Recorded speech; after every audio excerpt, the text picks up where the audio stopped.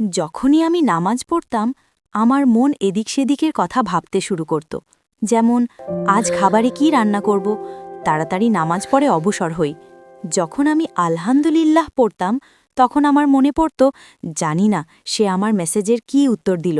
ওহ, এই কাজটা তো আমি ছেড়েই দিয়েছি, তাড়াতাড়ি নামাজ পড়েনি, তারপর ওই কাজটা করব। এই সব কিছু এত অদ্ভুত লাগত আর আমি খুব দুশ্চিন্তায় থাকতাম। নামাজের পর মনে হতো যেন আমি আরও একটি নামাজ নষ্ট করে ফেললাম।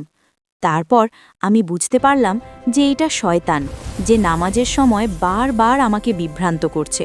কারণ এই চিন্তাগুলো শুধু নামাজের সময় কেন আসে, অন্য কোনো সময় কেন আসে না?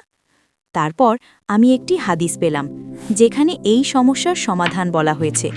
রসুলাল্লাহ বলেছেন, যখন শয়তান, যার নাম খিনজাব, নামাজে বিঘ্ন ঘটায় তখন তুমি বলো আউযুবিল্লাহি মিনাশ শাইতানির রাজিম এবং তোমার বাম দিকে ৩ বার হালকাভাবে থুথু ফেলো বা থুথু ফেলার মতো ভঙ্গি করো।